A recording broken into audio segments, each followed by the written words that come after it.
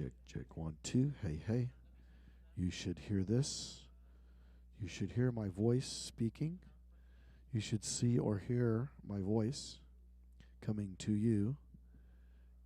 You should, you should be able to see some signal. And I can also play a CD if you need me to. Okay. What's that? Yeah, so what I was doing is you guys were playing, I was adjusting my preamps because they were clipping. And then I can also adjust the output to your computer. If it's too high or it's too low, I can adjust my output to you. Does that look okay? All right. Do you want to hear some music? Okay. All right.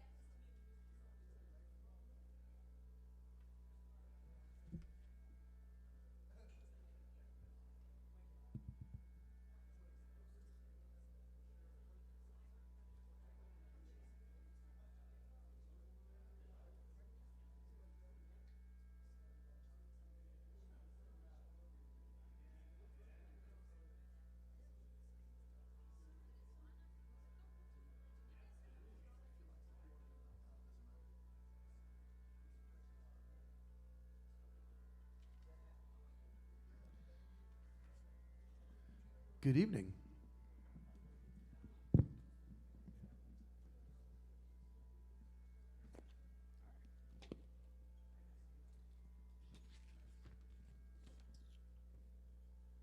Hi, folks. Welcome. Welcome, welcome, welcome. Nice to have you all here. Just a little quick history here. Kuumbwa Jazz Center has been a community nonprofit club for over 30 years, probably closer to 40 years now. And by doing these master classes, this is a way that we can get the amazing teachers and instructors that we have right here, that are right here in our community, get them into our venue and then give back to the public, because we are supported by our community. This is a community space. And this is a way that we say thank you to our community and our friends and our family, bringing them here and treating them to these amazing instructors. So this is a way that we say thank you and give back to you folks. So we do a whole series of stuff. We have vocalists and piano players and all different varieties of music. So tonight we have a really amazing local artist. He's actually a local treasure, right? You're a treasure, right? He is a treasure. And his whole family as well. I'm just going to get to a little bit to the business. The restrooms are right down the hallway if you need the restrooms there. The bar is open. There's free water at the bar if you need a drink, or there's other beverages, non-alcoholic as well. And we'd like to thank Melody Korkos, by the way, who's our educational director. It's all her fault. Now, she does a great job of putting these together and corralling the artists and then getting them to actually come and put this on for you folks. So that's a big job right there. In the back room, we have a little questionnaire. If you guys could take just a second to fill it out, it has a little bit of information about what we're looking from you, about your feedback to us, so that we can bring you the stuff that you want to see, things that you might be interested in that help us grow and continue to bring the stuff that you actually want to see. Ron Jones, our house photographer, I'd like to acknowledge him this evening. Big Ron in the house, ladies and gentlemen. So if you turn your cell phones off and any pagers and anything that would disrupt your neighbors, there will be some music this evening. There will also be a question and answer part of the night. So if you have some ideas, you might save them up and lay them on them later. This class is basically Indian-based music, but it's going to cross over. It's going to cross over into jazz. It's going to cross over into world music. It's going to cross over into places that are mixing the old and the new, which is really exciting for these guys to create this music and then to lay it on us. So we're really blessed. So would you please welcome Ashwin Batish and the members of Sitar Power.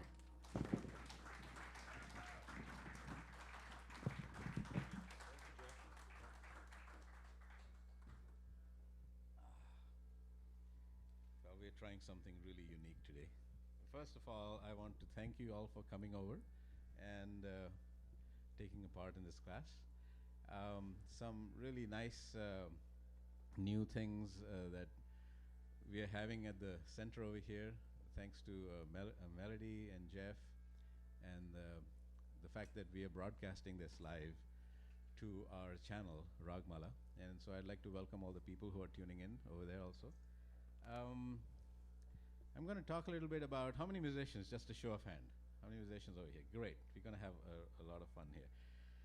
We're going to talk about the music of India in particular. How many of you are familiar somewhat with it? Okay, all right.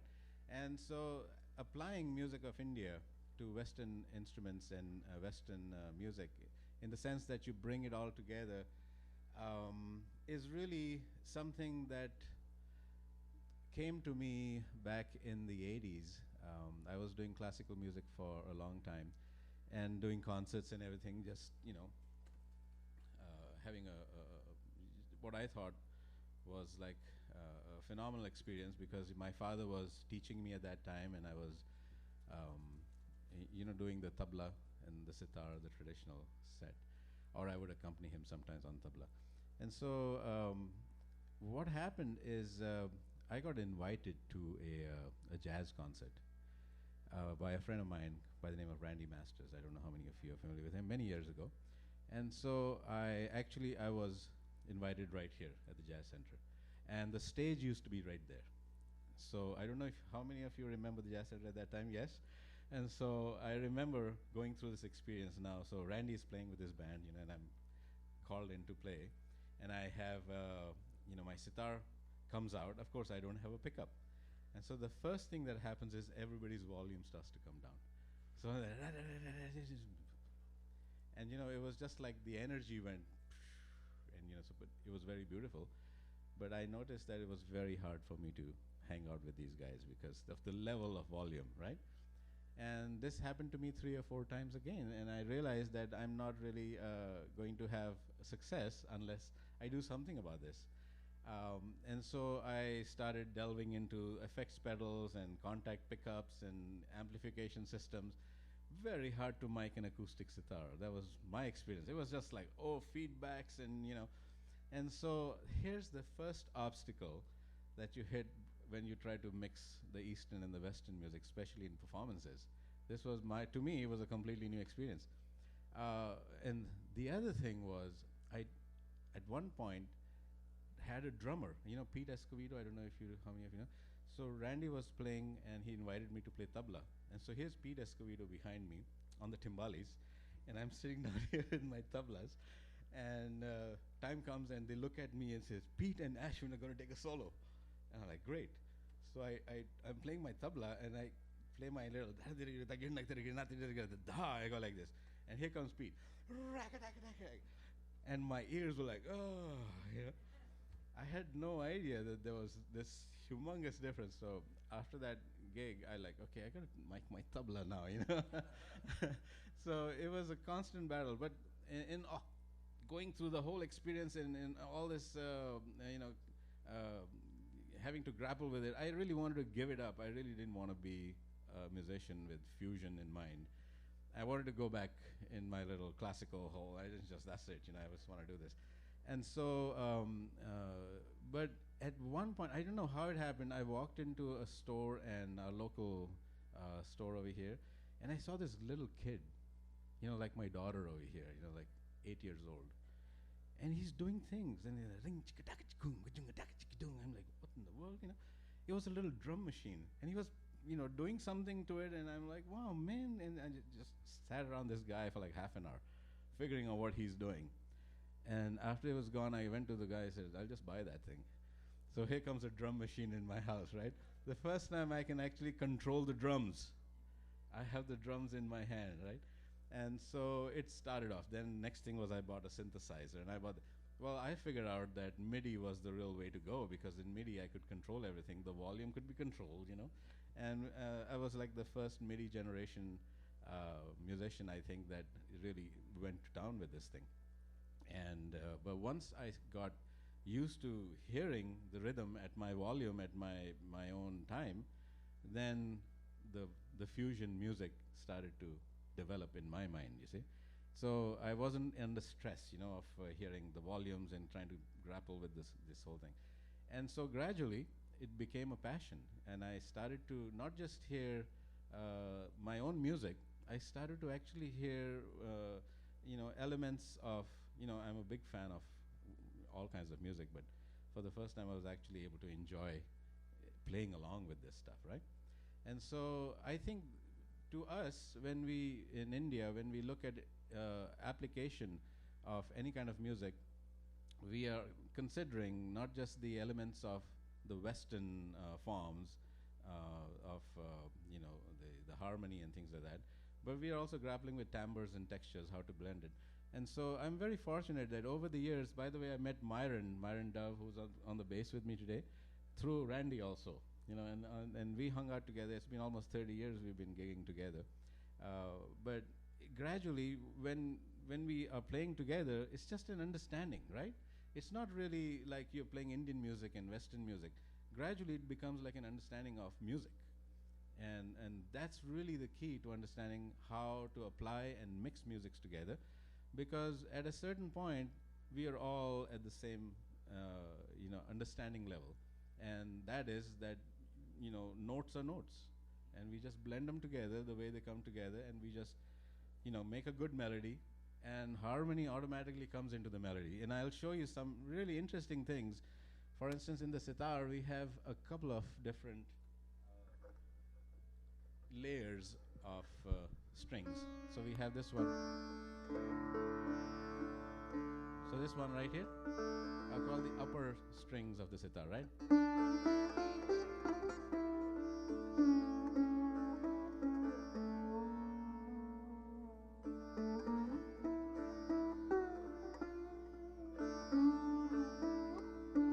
Now what down here we have what we call sympathetic strings. Now sympathetic strings are very cool. I call them the original reverb chamber. You know, like you buy these reverb units, right? We didn't have reverb units in India, right? So they figured, why not have a set of strings underneath? Now look what happens. You hear that? I got a little echo here to mess around with. Let's do that. Now it's pure, right?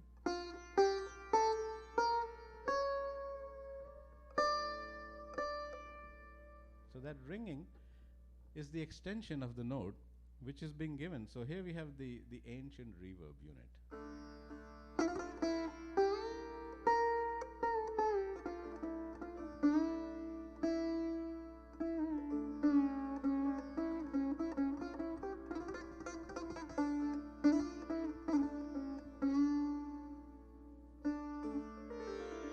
So the sympathetic strings also give another nice connection to harmony.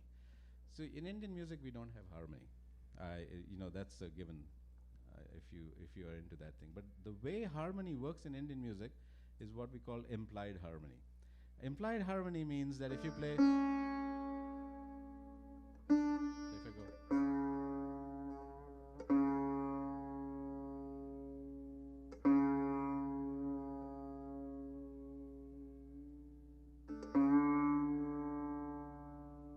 So when you play this,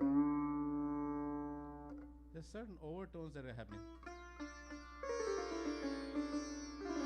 So when you hit this, you hear this, then you hear these sevenths and like the dominant series, they start to take off. And so when you go, you can hear these harmonies, the implied harmonies kick in. And so when I'm composing and when I'm trying to put different elements together, I hear these harmonies and I get the musicians to play them along with me. So this is an interesting thing. For instance, this scale.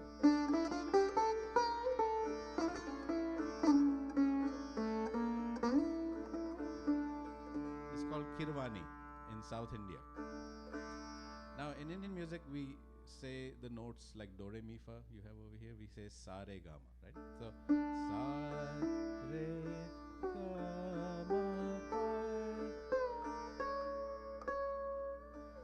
dha ni sa sa ni dha pa ma ga re sa. Then so you use the sargam. This is called sargam. Sa re ga ma for sargam, like do re mi fa sola for solfeggio. They use the words of the solfeggio to call the solfeggio, right? The same thing with saregama is sargam.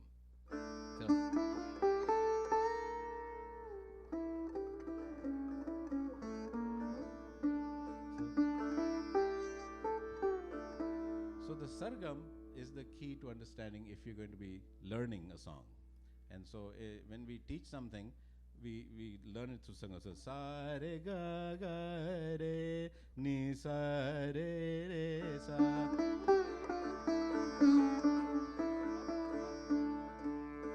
So and then when I started to transfer all this and I wanted to put it to the western side, I had to learn notation. And there came the big problem. I have no idea how to look at these little dots. And I'm looking at the screen and I'm thinking, I'm getting a little dizzy because I still can't read. So, and I remember once we were going to do a concert. I was going to open up in the I-Beam. I don't know how many people remember that place in San Francisco. Yes, invited, and my band wasn't available, and I called Myron and I said, "Man, we have nobody." And Myron's like, "You got me." So it was just me and Myron went up there and did this gig. but before we did this, do you remember that movie? And I was like, I went to the store again. I said, "Look, enlighten me. What do I do? I need to know how to do this stuff. I need to write music."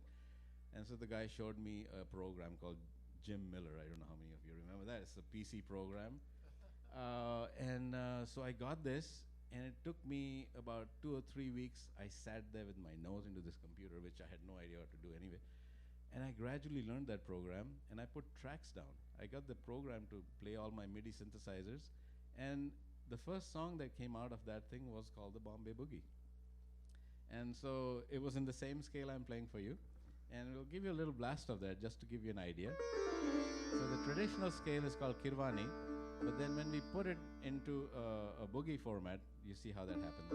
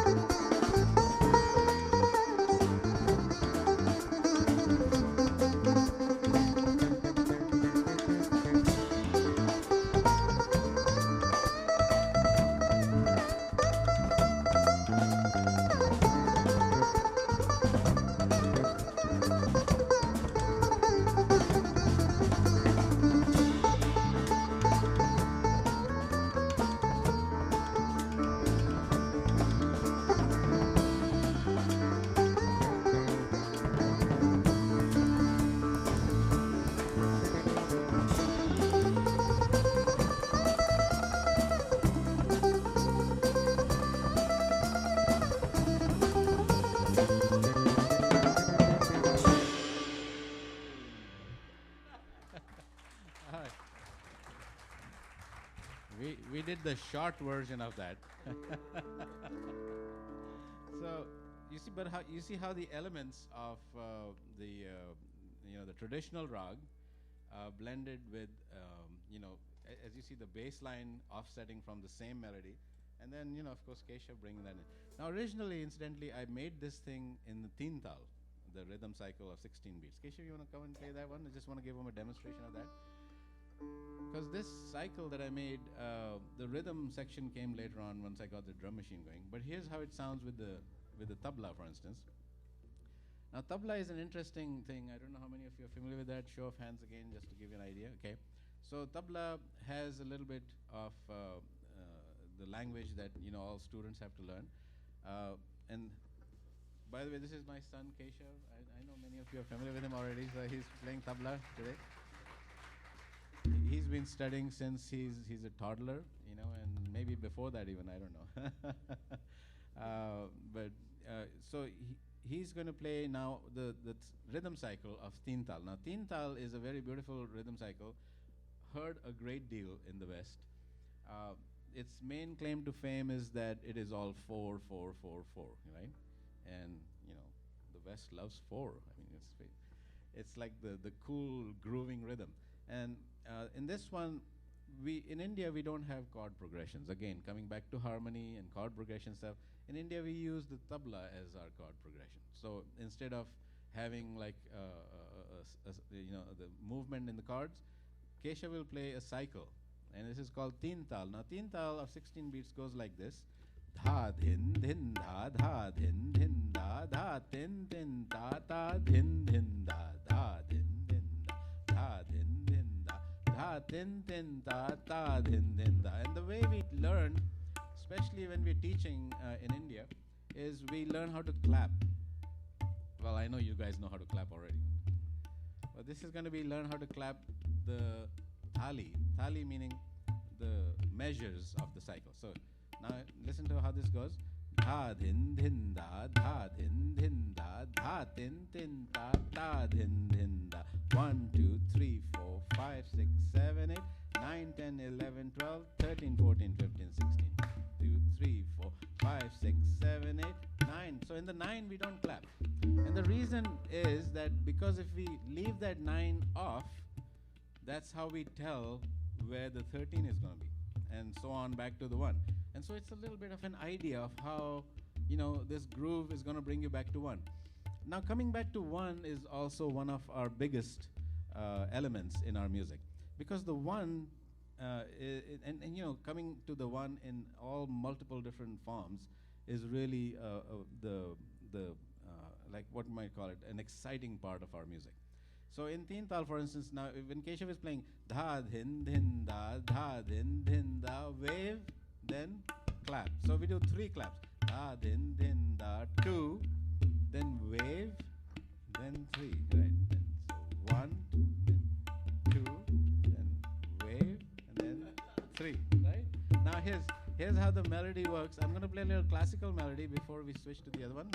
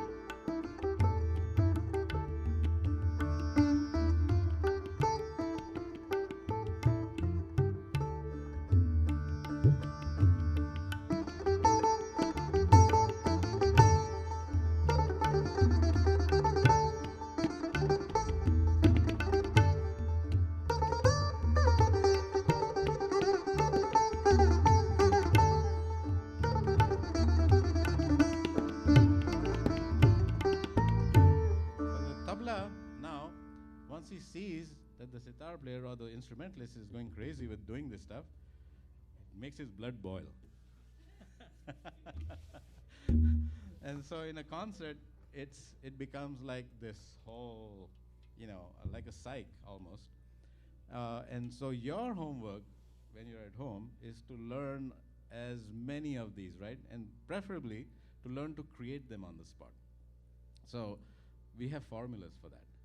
And so now, in my fusion music, I do the same thing. I will take those things, and lot of the times, Myron is learning them, right? And so then I will explain to him this is a triple, okay, over here. And initially he was like, okay, what's a triple? It sounds cool, but this is like right out of the tradition that I'm going. And many times I don't have the time to really teach my band, but by playing they get into this whole idea. So let's show you something. This is a song. This is called Raga Jazz.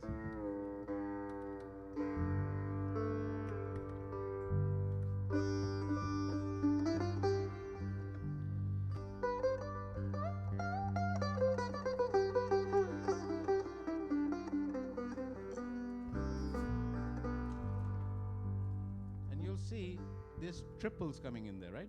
And for instance, I'll just play that for you without the rhythm playing.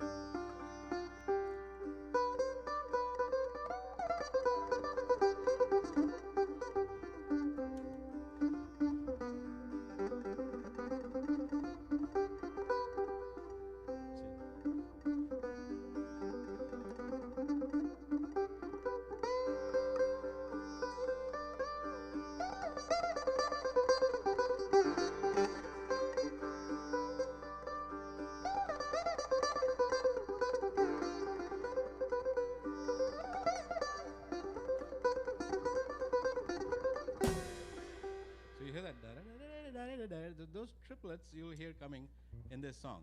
So let me just play that with the rest of the guys here.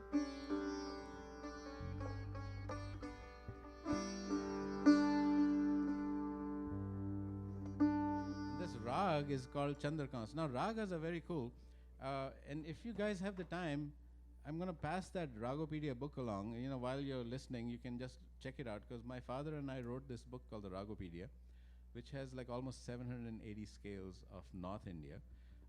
One of the largest collections, because we tapped almost like 40 or 50 books from libraries, from my father's collections and everything. And then we discovered an entirely different thing. We discovered that there's another set of ragas existing in South India. So in South India was like 10 times bigger. They have thousands of scales over there, many of them lost now. But we found almost 3,000 of them. So that's the Ragopedia Volume 2, which hasn't been released yet. But just to get an idea, check out this first volume, And you're welcome to just come up and take the book if you want to do that. But this Raga Jazz is in a scale called Chandrakans. Now Chandra means moon, and Kans is a special rag that is played during Kaushik. This is the actual word. Kans is like a, I guess, slang word you might call it. So, but yeah, so this scale, Chandrakans, there's many different kanses. Chandra means moon, and interestingly, the kans ragas are played during midnight, especially when the moon is right up top. Full moon kind of ragas, So this one, for instance, it goes like this.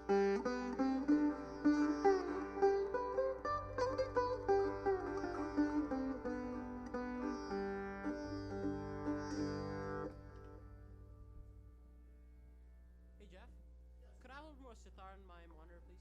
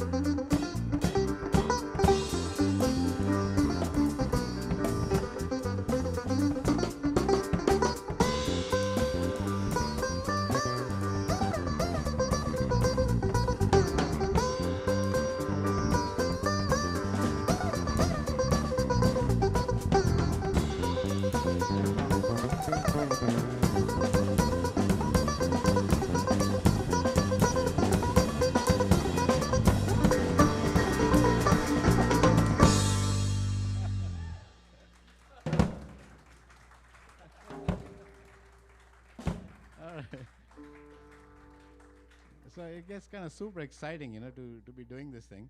And many times, Myron, I, and Keshav, we will be at our home, and Myron comes over, and we just start messing around, and time just goes by. It's just, and that's how it is. I mean, this is the idea of aligning Indian ragas. I think one thing is, first, the experience was volume. For me, that was hard to take. The other experience was how to tame the drummer. Keshav is very nice. He's usually very he's very volume control. He's got these special sticks called magic wands. He will use them, to control the volume. But everything stems from the tradition, which is, for me, it has been like a real blessing, to have so much melody and rhythm ingrained in me. I started playing tablas when I was about, again, like 8 or 9 years old. And then dholak, and I think Keshav went the same way. He studied tabla, dholak, mridangam, any kind of drum, he will play that. And then he gyrated towards the jazz side, which intrigued him. Of course, he's a regular person over here, member over here at the Jazz Center, and also a member of the honor band and the Kuumbwa honor band. So, we are really blessed that he has such a good group of other kids that are so talented, that are playing, and thanks to the education center over here, that they're creating this amazing opening, for the kids to come and learn.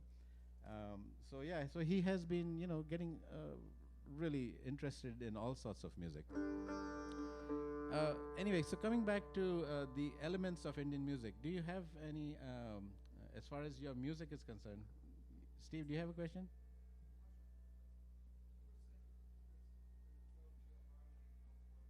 Come closer a little bit.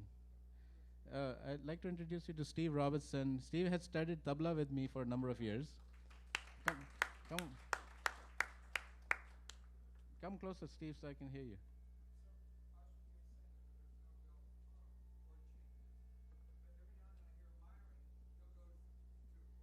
Absolutely. Well,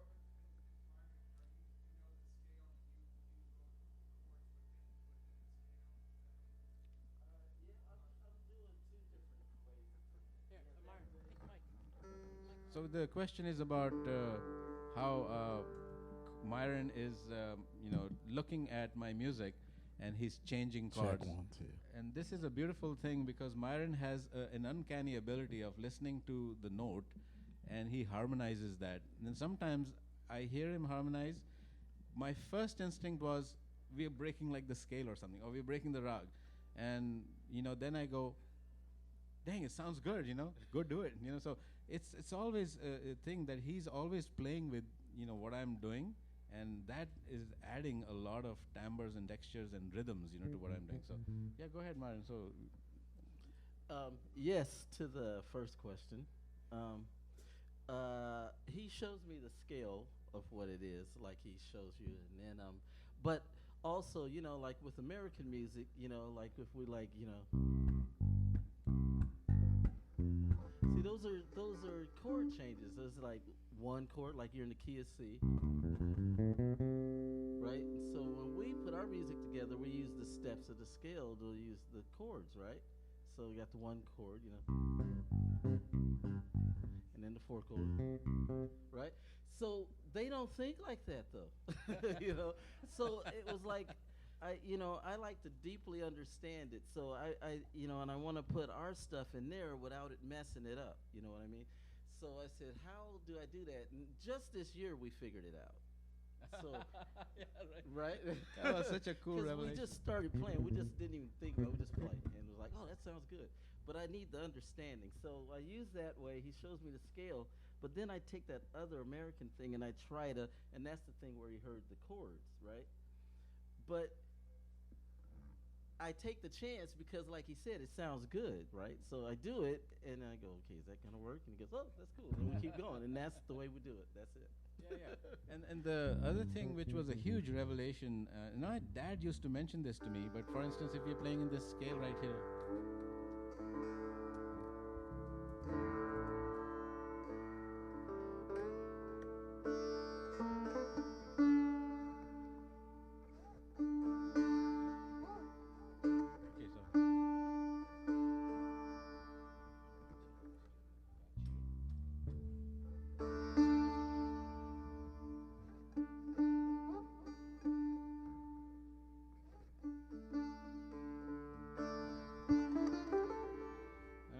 nice thing about sitar is you can move the frets around a little bit.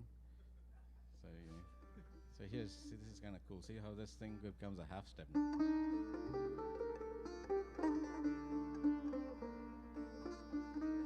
So I'm working on this song, writing for my sister, right? And we are going through this, and suddenly I go, oh my God, this is so cool. And I was explaining to another one of my students this whole concept of how Western ears and Indian ears are thinking. Now, for instance, for this one, so I'm right here.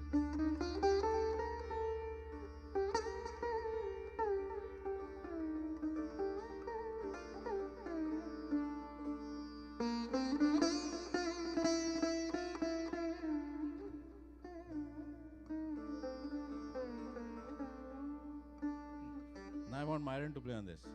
So what should I tell Myron? I should. So I think I'm going to tell him that this is the one, flat second, flat third, 4, 5, flat 6, flat 7, Bhairavi. I don't know how many of you are familiar with this rag. Beautiful scale.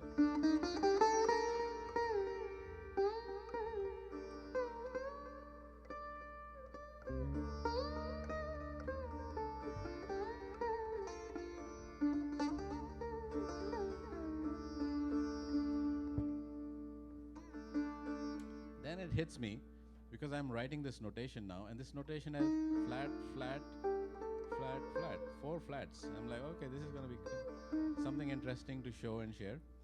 Then it dawns on me, this is the root.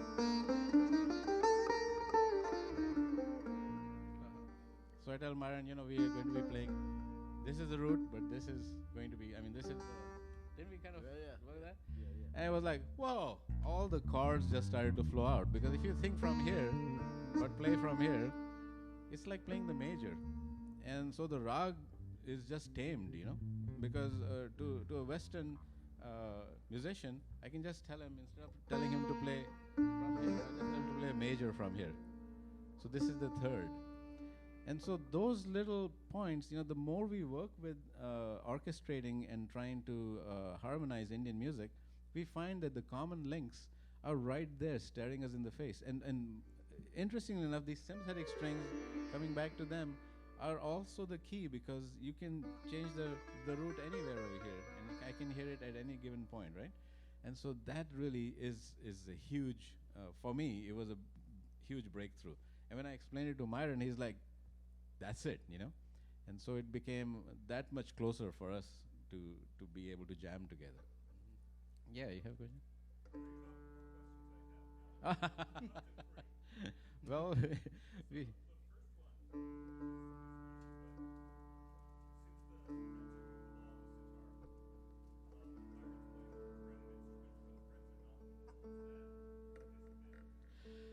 That's a whole different ballgame. Yeah, the Myron has, first of all, he's playing an instrument which is the low end, the bass, okay?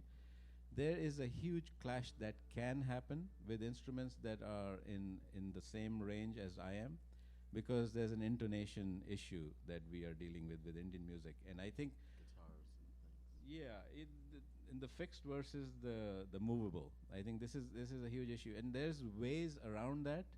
Number one is that we have to look at what we call just intonation versus equal temperament, and those issues, I think, the way I have managed them is bass is perfect, because there's elements, and I've written a whole essay on this called the Shruti and the pure the 22 Shrutis of North Indian music and Indian music, and how to mix them with in orchestration.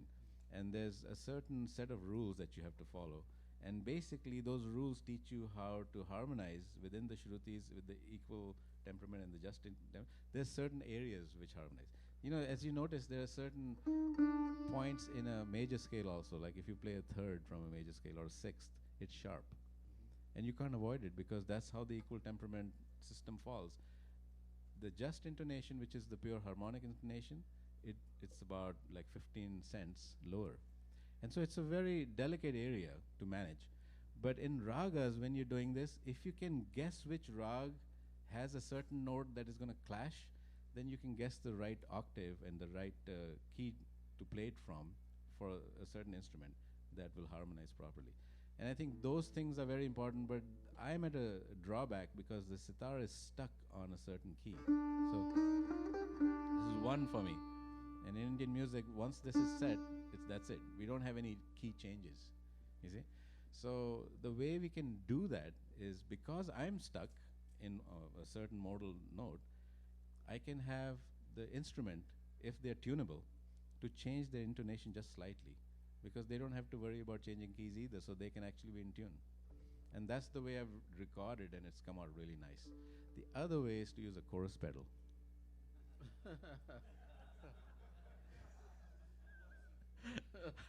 I learned a long time ago. Chorus everything, you know. So it kind of, makes it sound. Or use a 12-string. Just detune some of these. Piano players are notorious for doing that. They will come in and change the note just slightly, and they'll do what they call mean tuning, mean tone or something like that. Average. Yeah, mean intonation. Yeah, mean intonation, so they take an average of the notes and they tune the note to that one. So it sounds like it's not off, but it's not on. We'll leave it at that and take a little break and come back. Yeah, you want to take a 5-minute break and come back, or you're just urgent to? You got to ask me. Okay, go ahead.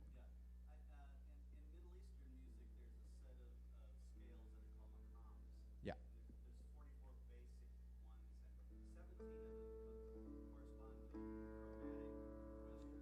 Right.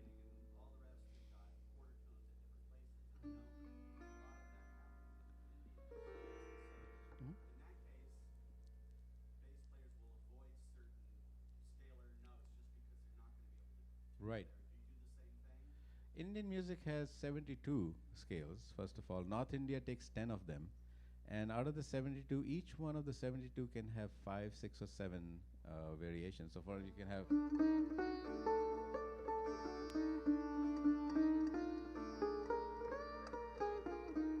All these scales are all possible, right? So, but the maqam system, from what I know, a friend of mine who plays, and many years ago we were discussing this, he told me that basics of that system is melody. So the maqam system, from what I understand from him, is that they take little chunks of melody and they understand those melodies so well that it becomes a database. And then they bring that database of melodies forward, rather than, in India is the same thing. Ragas are basically the same thing. In North India, the maqam philosophy has been applied to ragas because we have a mixture, rag mix. So a rag might be some way, and then mix two different elements, tetrachords that will change. And so in South India they did that. They took a set of tetrachords with 6 notes, and then a set of tetrachords on the upper 6 notes, and then they mix them together. So if you do a permutation, 6 times 3 is 18, 18 times 2 is 36, and then the upper tetrachord having the same permutation, then you mix them together, you get 72 variations, and those are the pure scales recognized in the South India. And so if you take the second, if you take that second, and then they recognize this as a second also, as a third, I mean. This is the 4th note. Or you can take this. So these are your main variations with this note, and then you got this note right here. So you go.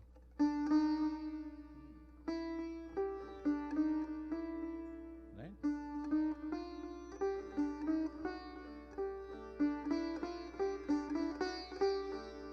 So there's those 6, and the same thing apply over here.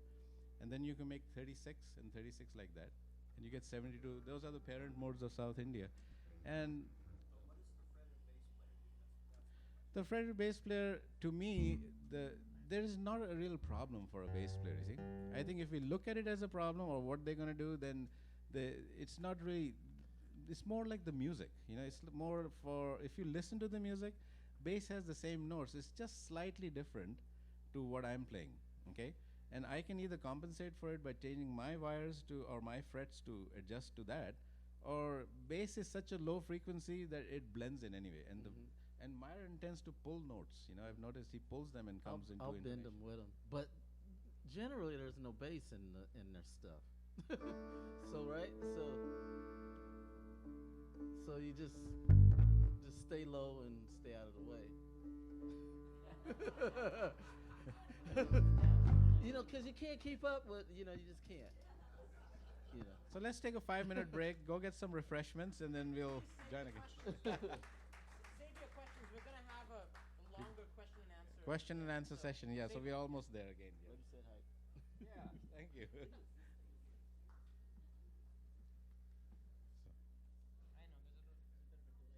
a bit of a delay. Yeah,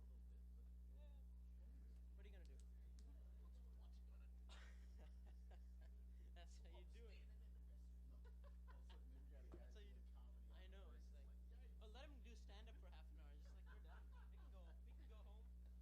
So I'm standing there. There's a Richard Pryor album over here. We got the dirtiest cat up here.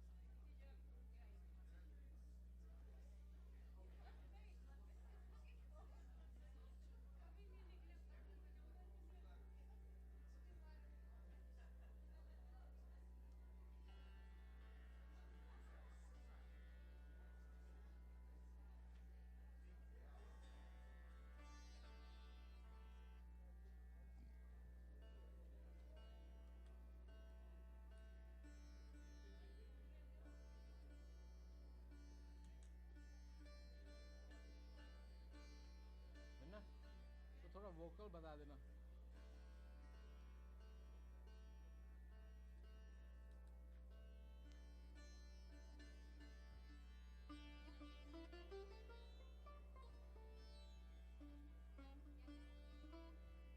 Vocal का बता देना जरा. वो भैरवी का बता रहा था ना.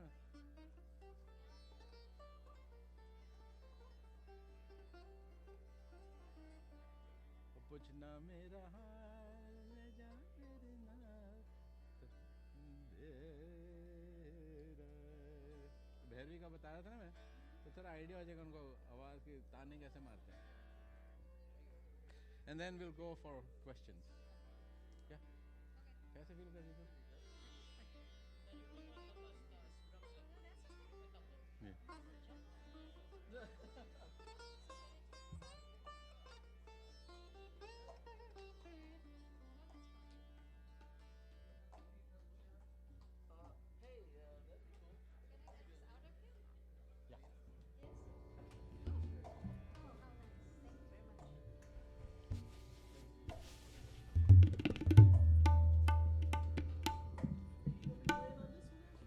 Oh yeah, definitely.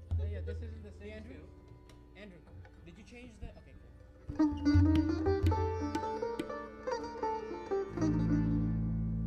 So, hope you guys had a nice little break there.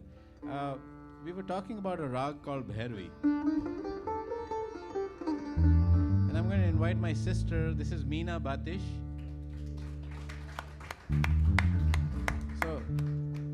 So Meena is going to sing a little song that I wrote for her in this rag.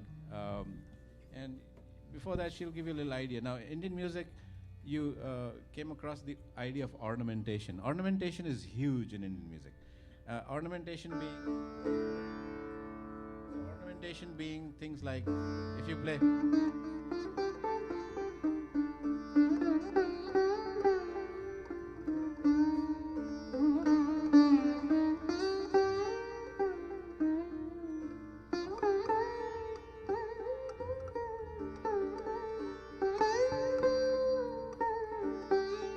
See how it kind of creates emotion. If you go.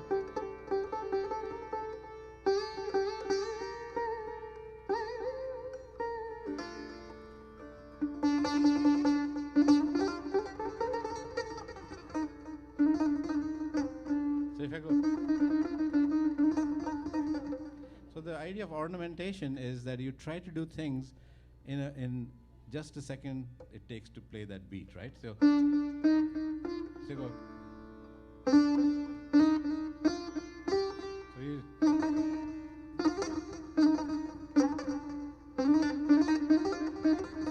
If you go.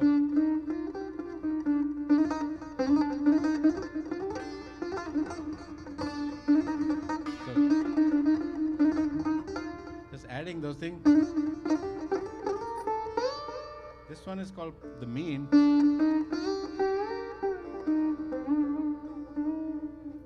So now, the ornamentation that I'm playing sounds very instrumental, but the root of where this comes from is vocal. Our Indian music is really based out of the vocalist. You know, Western musicians and Western singers invariably will try to imitate like a guitar or a saxophone or something. In India, it's the other way around. We try to imitate the vocalist. So if I come a little bit closer to what the vocalist can do, then I'm a happy guy. Okay? So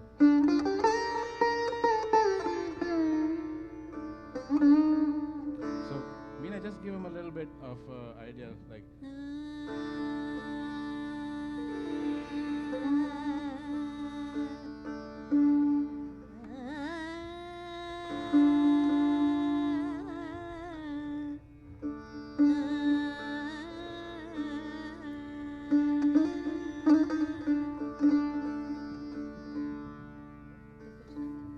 Yeah. So नहीं थोड़ा सा.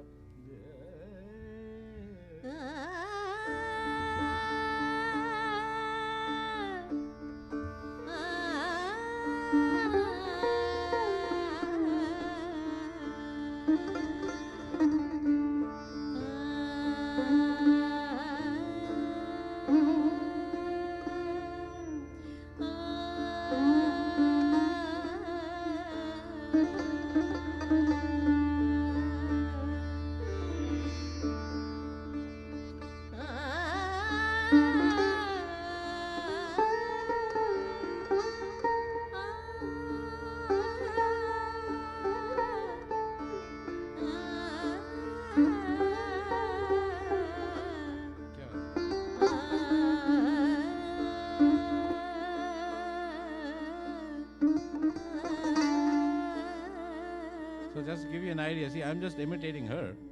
So now, instrumental music has its own little advantages because I have frets. So where the vocalist is going, and believe me, there are some vocalists out there that will copy whatever I do, note per note. Okay, but they can do what I do also. What I'm trying to say, but for instance, this guy.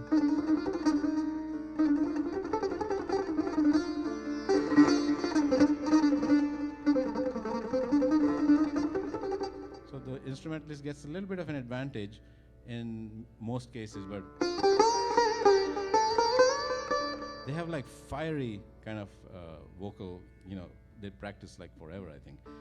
My dad was one of those people. So the way I learned music is by listening to him, trying to copy what he's doing, and trying to grab all the information he's putting out. And one of the main ways to learn that is to learn a song, So, for instance, Meena's going to sing a little song in the same scale that I wrote for her. It's a Punjabi song, kind of a hip, fusion bit, but you'll get an idea of how this works.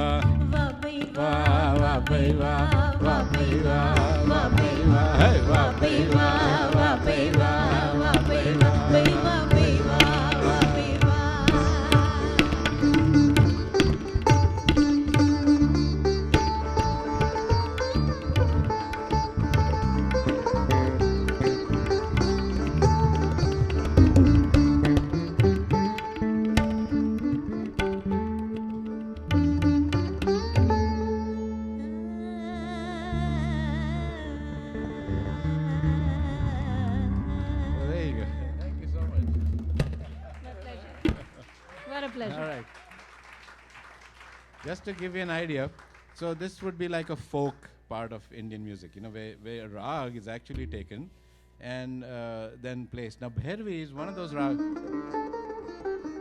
one of the very popular rags that we sing folk music in India also.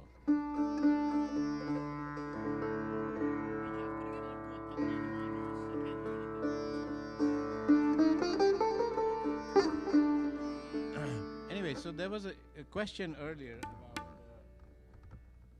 about our scales. Let me ask you, do you have open up to questions over here? Any particular questions? I mean, we covered a little bit of that earlier on, but anybody else have any questions on this thing? Not yet? Yes? Who does? In the back. Oh, sorry. Hi.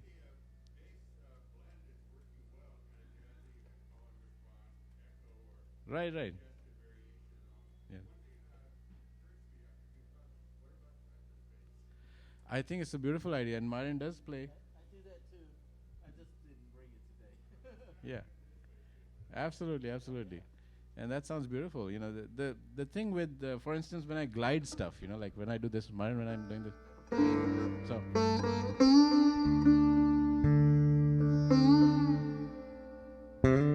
right.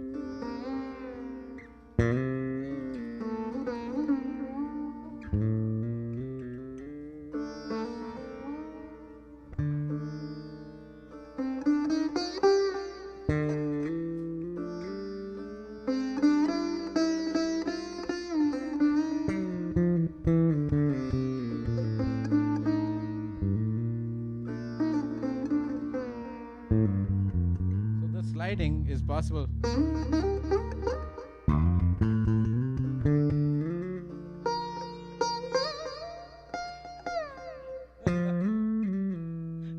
So here's the thing I found. Okay, this is so cool. I was doing that what Marin's doing, and I'm getting this squeak, squeak, squeak. I'm like, what in the world is this? Because you know that's the way those wound strings are designed. So I went into the shop and said, man, it's squeaking too much. You know, it's always says, well, that's the way the guitars are supposed to be. The squeaking is a part of the whole ambience. I'm like, okay, but that doesn't work in Indian music.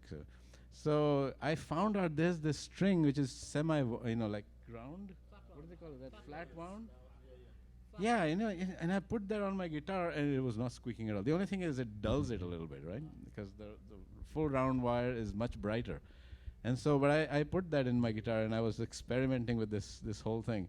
But yeah, if you can go fretless, that's really the best part about it all, you know. So anyway, any other questions? Any other question? No? Okay. Oh. Yes. Go ahead.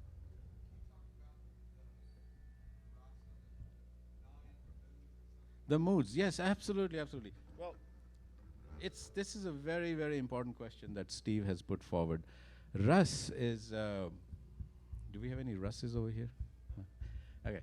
Rus, R-A-S-A, Rus, means nectar, okay? And in our music, and I think in every music really, that is really the goal of any musician when they're composing, is to really create an emotional outcome out of what they're trying to say, right? Because music is really a huge part of that. You know, what it's a personal expression that you're trying to say.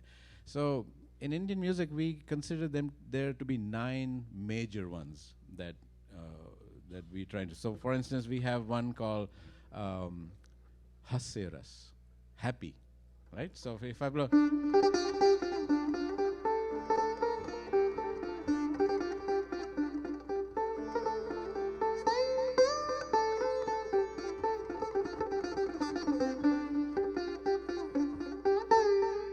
And then we have the Udas Ras, you know, the sad.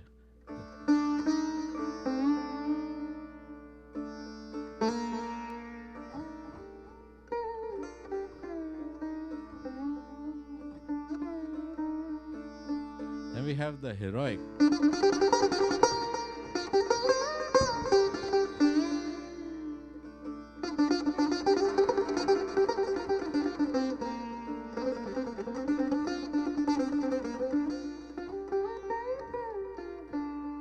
It's a very heroic, right? We call it Veer Ras. Then we have the Shant Ras, very peaceful. You know, the lot of the meditation music you hear.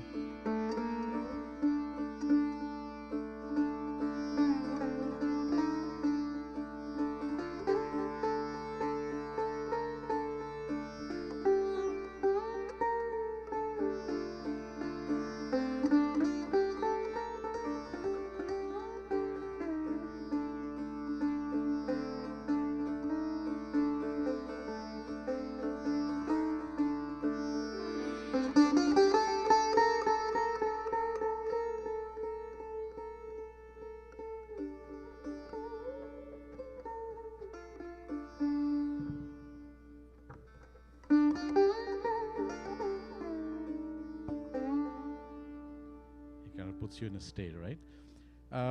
Then we have the Shringar Ras, more of the sensual side, you know, the more.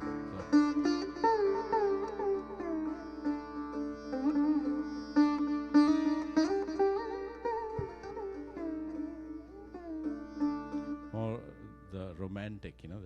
So a lot of the tumris, where the words, of course, help in this case, but you'll notice the lightness to it, but also the inquisitiveness, the more.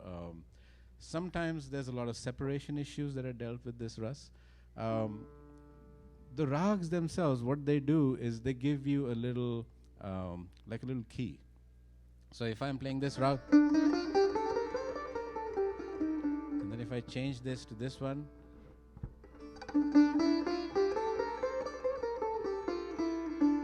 just changing the second has a kind of a wakening up effect, you see? And then, right? Now, check what happened.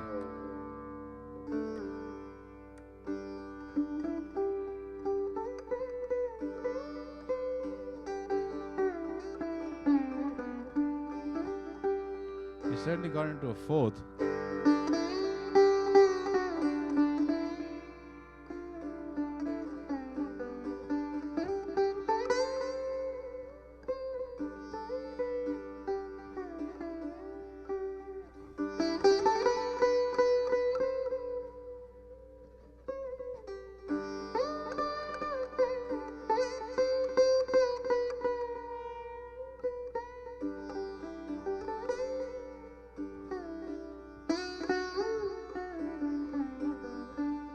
So when you do that, it gets a little bit more emotional, So now the thing is, there's always an interplay between ragas that use a fourth.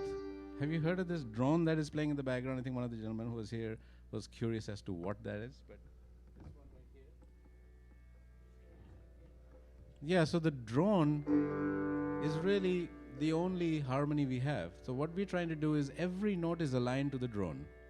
And so in the background, whenever you go to an Indian concert, you will listen to the drone and you'll have it in either in 1 and 5, 1 and 4. And then there's some drones that take 1 and then they use a 7th. So, na, da, da, da, da, da. Do we have that? It's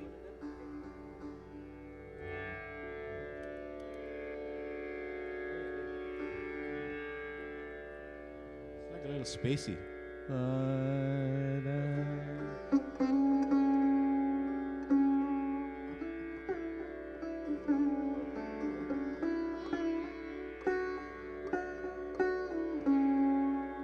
the stress on the 7th, it really leaves you dangling all the time, right? So these drones affect the mood also. And a lot of these drones will, like when I change from the 5th to this, we say that the rags, and this all belongs to another philosophy in Indian music, is the time theory. Time theory is basically what happens when you play a certain rag at a certain time. You are all, emotional creatures, and you all have a certain mood and a certain thing that we all share, actually. In the morning, you will all feel a certain way. We have like a global mood, matrix or whatever you might call it. We all feel a certain way in a certain time. Those emotions are really the key to what the rag is trying to explain and to try to create. And so ragas that have 1 and 4 are supposed to be moon ragas. So if you play the 1 and 4 drone, it sounds the best when it's played in the evening, especially when the sun is down. Because when you bring the sun in,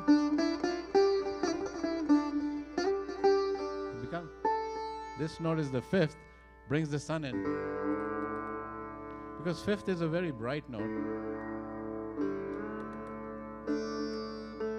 So the 1 and 5 note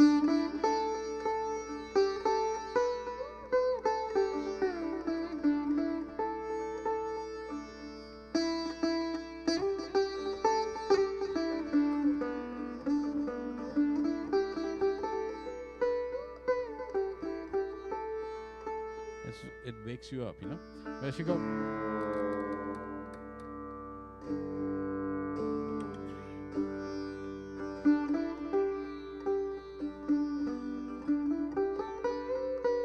so when the full moon is out, turn on your 1/4 drones. Yes.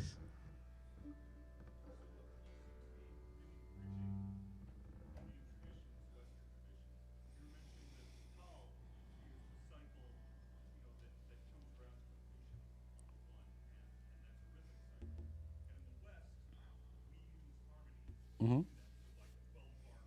Right. Right. Yeah.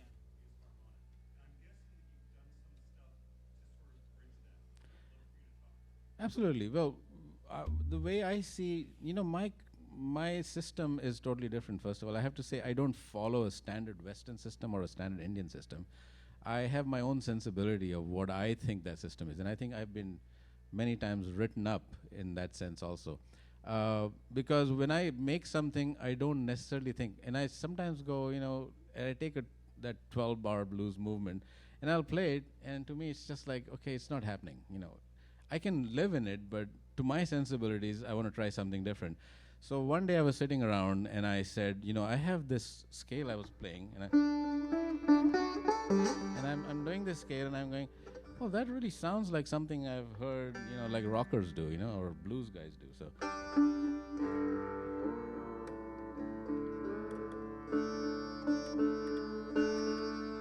So this one right here. So this is called Kalavati.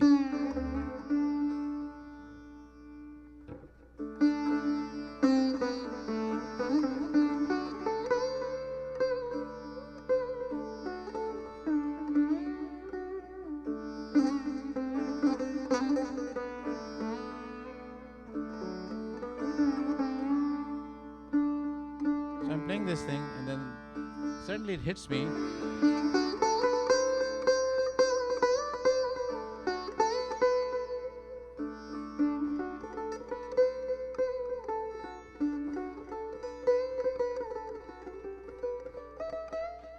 Well, I didn't make that stretch yet, but I go this. I thought, oh, this sounds like familiar. So Kalavati is actually what these rockers have been doing for like I don't know how many generations now. And so I go, I got to make something in this thing because it's just asking for it. I'm really a big fan of things that are asking for it, and you got to go do it. So this one became called Raga Rock. So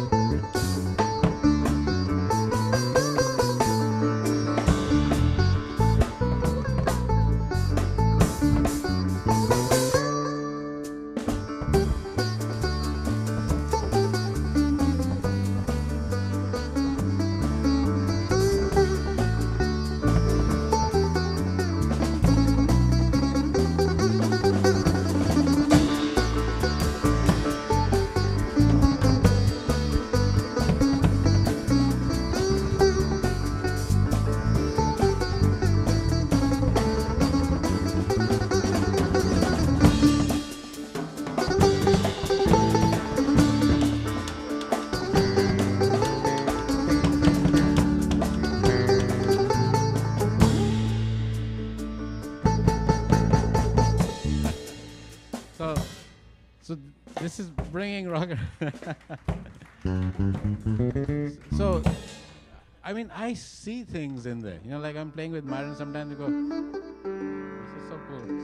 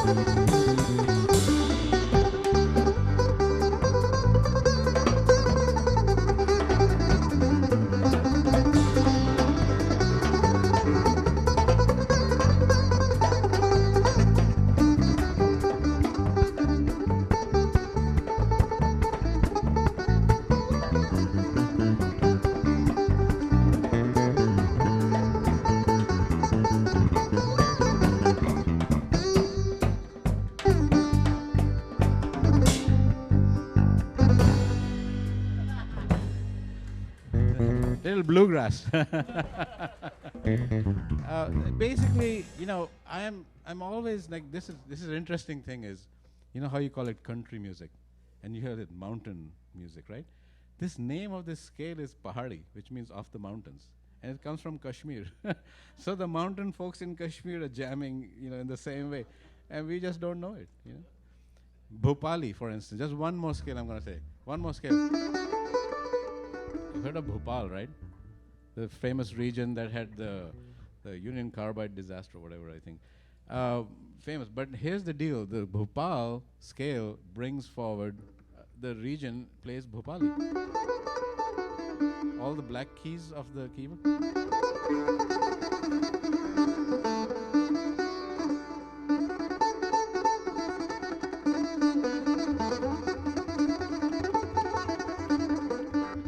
Called Bhopal. This is the thing about ragas, is they will take anything from any region.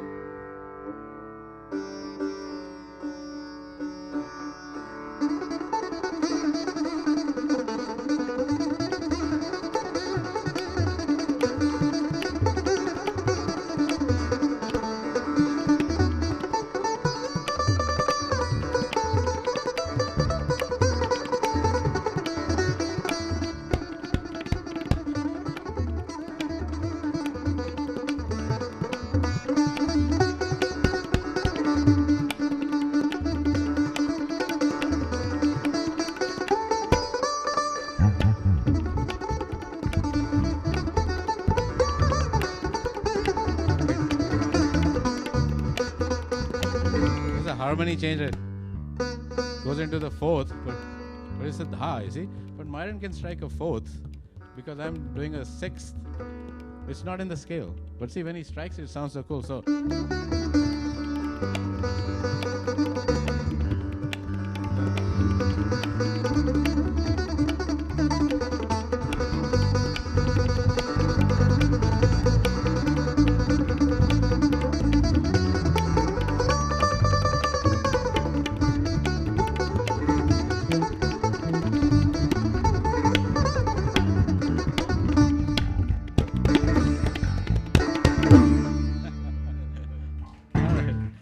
thank you.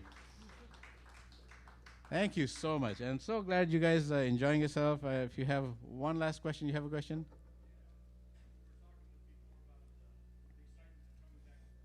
Yeah. Right. Absolutely. So, how are we doing on time, Jeff? First of all, I have to figure. 8:35. Okay. So we can go on for another maybe 5-10 minutes here, and then Keshav does a phenomenal job of tabla. Tabla is really the key to understanding Indian music. If you guys ever go into Indian music in any given sense, do that first, because it'll open all your doors. And the scales are easy, but understanding how to live with the tabla player is like nightmare, because that's the biggest. For many people, they just do not get it, okay? Because the tabla, see how he will do now. If I tell him, Keshav, I want to play dhak din tata ge ge nak din dhak din tata ge ge nak din dhak din tata dhadar ge dhati dhadar ge dhak dhak din tata ge ge nak din dhak din Ginak tirgid datirgid dhak dhinak dhin tata ge ginak dhin dhage gena ge dina gena ge dhin dhage gena ge dina gena ge gena ge gena ge tu nakata ge gena ge tu na ge dirgid gina na ge dirgid gina dadar ginak dirgid na dirgid ginak dirgid dadirgid dhati dhan da dhan Hinnak dirigid nak dirigid tak dha dirigid hinnak dirigid tak dha dirigid tak dha dhati dhak dhin tata ge genak dhin dhak dhin tata ge genak dhin dhak dhin tata ge dha dirigid tak dha dirigid tak dha dirigid tak dhin tata ge genak dhin dha dirigid tak dha dirigid tak dha dirigid tak dha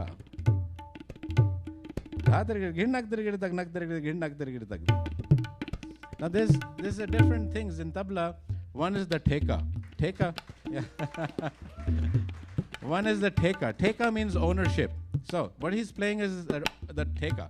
Dhinaka dhinna tata ghegenaka dhinna dha. Stems from the theka, the ownership name. We call it ownership because it's very generic, but basically means the groove that everybody thinks of, the papa of the rhythm cycle. He said, dhagi na tinaka dhinna, dhagi na tinaka dhinna, dhagi na tinaka dhinna, dhagi na tin, dha kadhinaka dhinna naka dhinna naka dhinna dha. So everything stems from the dhinna. Tirigida ginna ginaka dhinna naka dhinna naka dhinna. Dhagi na ge, gina ge, gina ge, gina ge. Ge gina ge gina ge ge ge gina ge gina.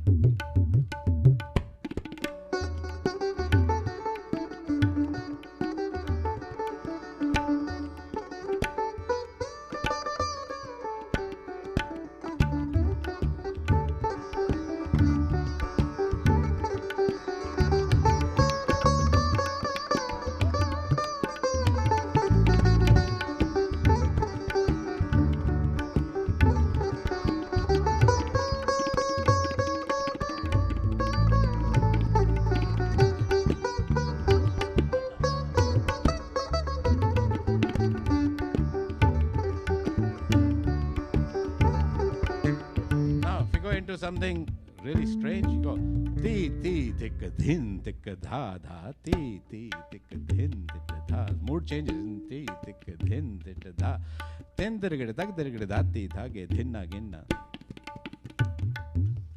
dha dirgade tak dirgade dha ge na ge dhinna ginna dha ge na ge dhinna ginna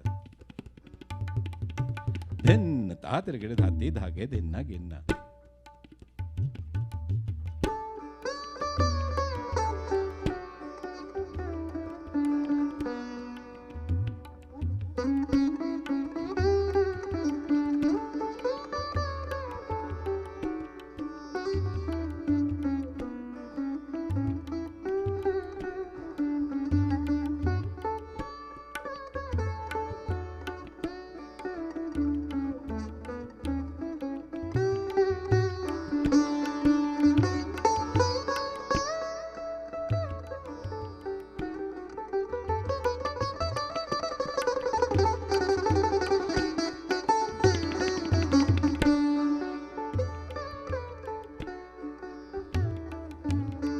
Into something called ektal, called din din dhage dirgir tunna katta dhage dirgir dinna din din dhage dirgir tunna katta dhage dirgir dinna.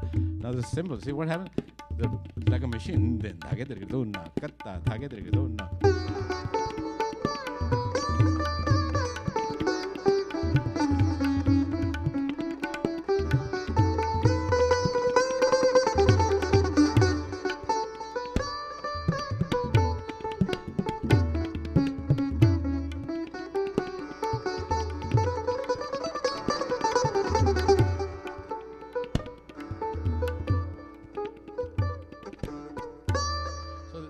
Depends. If you, once you know the rhythm, though, creativity.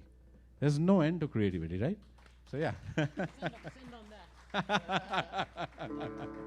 All right. Any questions? Yes.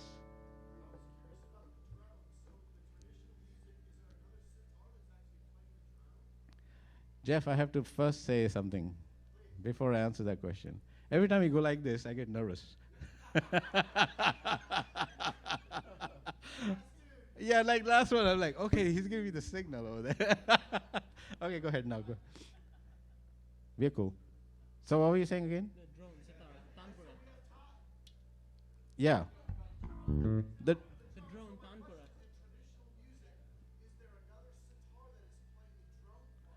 Oh yes, so exactly. So now what you see is that yeah. So the drone has been sampled. Now what happens is, usually traditionally when we're doing a traditional classical concert, we have a couple of people back there playing that. And so this box is really putting those guys out of business, I'm sorry to say. But usually they're my students, that are playing in the background. They call Tanpura. Now, the beauty of the sitar, though, is it has the Tanpura inside it, right here. So, when I quickly tune, this is actually the Tanpura. So so this part, so like in a sitar, because I have the Tanpura, look what happens. So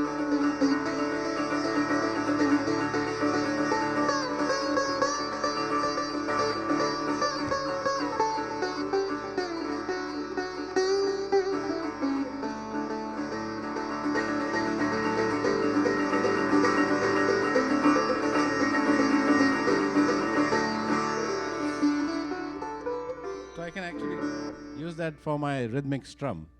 And when you listen to a classical concert, usually this rhythmic part is right at the end of the concert when it gets really fast. So you go.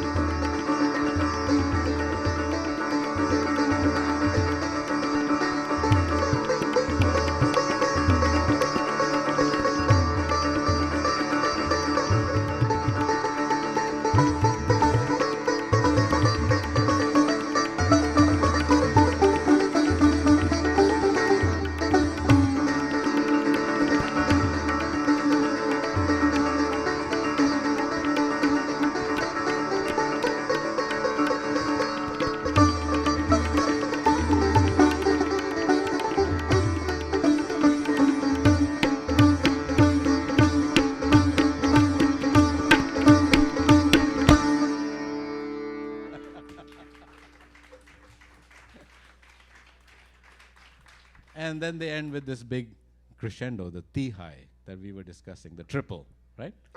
So the longer and the faster we're playing, the triple becomes bigger.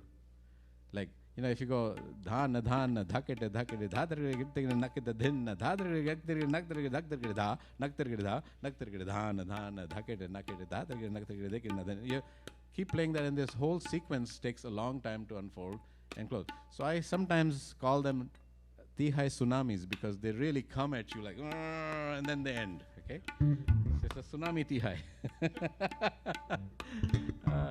Yes, go ahead.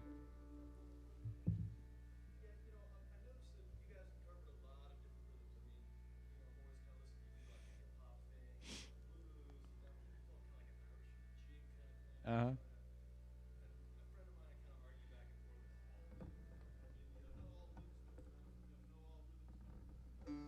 Right, right. Well, I'd love to give credit to all to India for sure. Yes,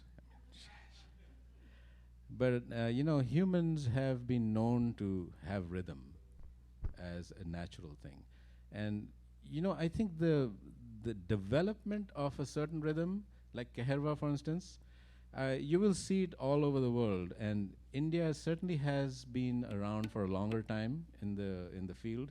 Our the ancient book of rituals, in Indian rituals, was like 5,000 years ago, when they wrote a book called the Samved, and so most of the music that we hear today is directly stemming from the Samved. We have 4 Vedas. There's a books of knowledge, and one of them is on music. So you can see how much they gave the value to this.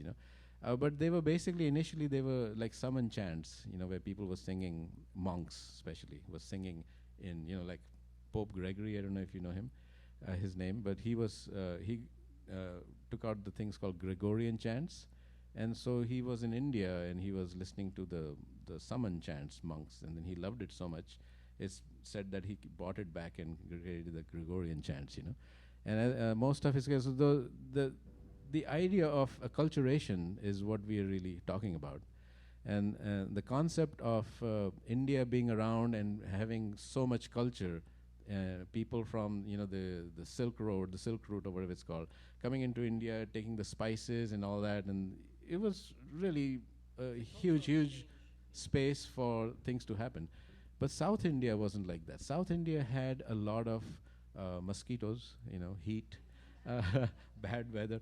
And so interesting thing is South India retained a lot of the ancient cultural knowledge, whereas North India went through a lot of changes. So we actually did not just help with creating the music and providing a lot of the influences to the rest of the world. We also ended up getting influenced, because we were being, we had Persians, we had Bengalis, we had Spanish people there, Greeks were there. Pythagoras was there.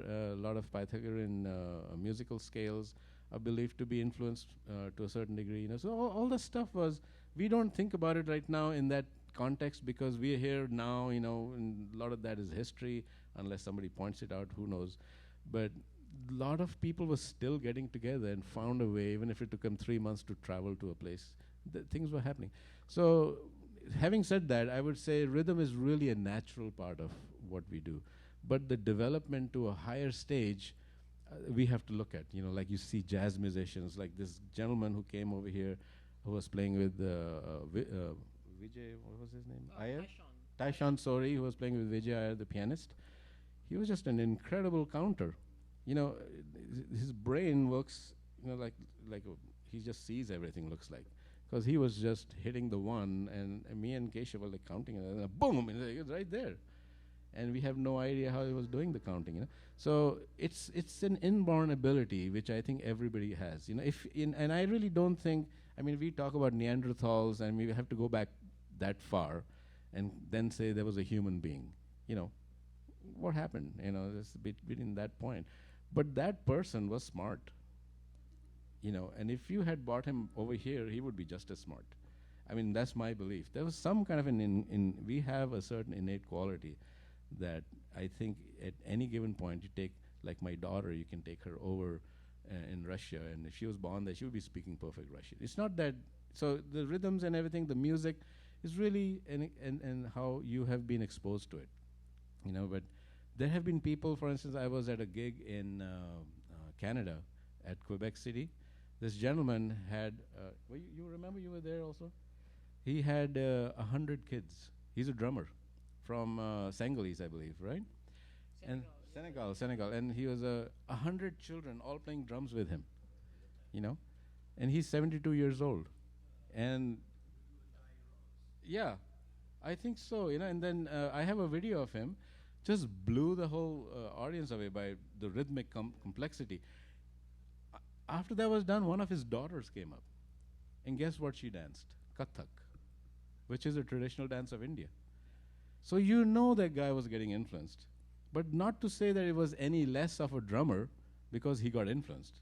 I think he was an awesome drummer. He just loved the Indian side and incorporated it, So I think it's, we have really, really ingenious people. Doesn't matter where they're sitting. And I truly believe, and I would think this is why I'm doing this, is that I want to help in bringing my music so that all you guys get inspired. And if you're musicians, go and try that at home, and bring some of India into your music.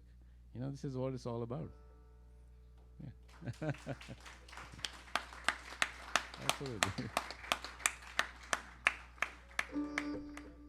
Any other questions? Mark? That's it? Oh, yeah.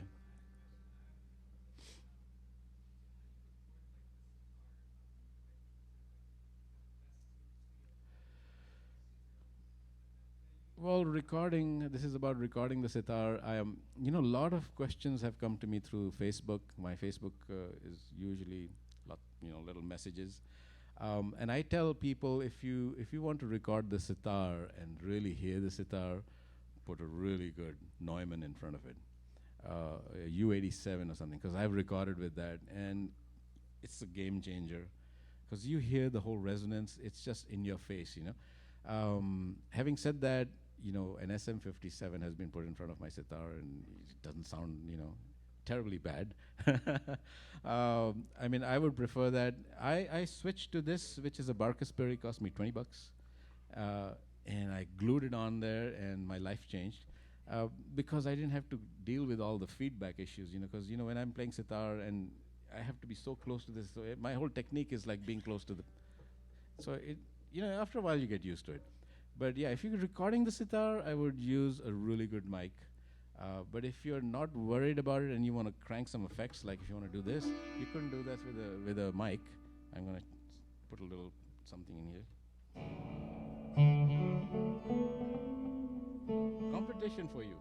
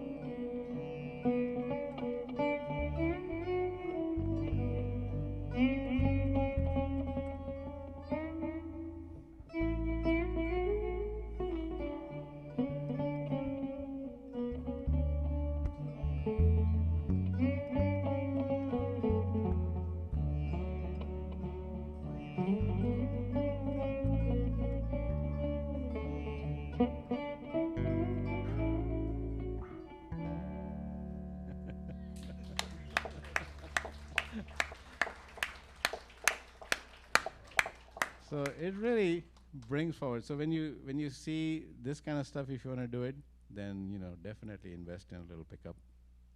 I think you will see a different world out there.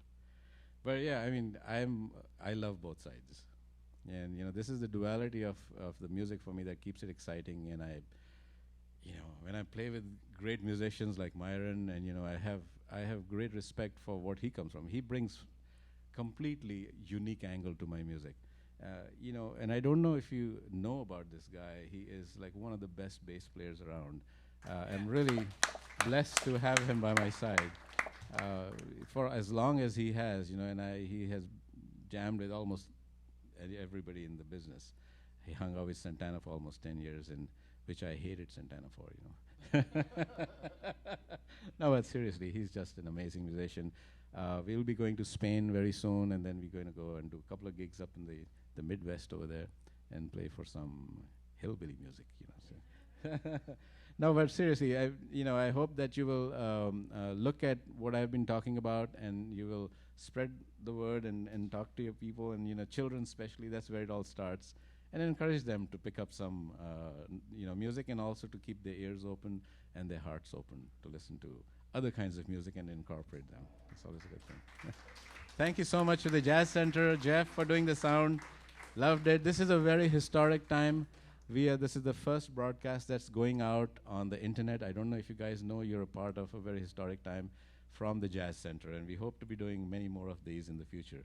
So thank you all for taking part in it. Thanks to my son, Keshav, for bringing his beautiful skills, and to my sister, Meena, for doing such a bang-up job with the vocals. And if you have any more questions, we'll be happy to answer them, or you can come around and you can look at the instruments and spend a few minutes doing that, whatever you feel like doing. But thank you, and have a good night.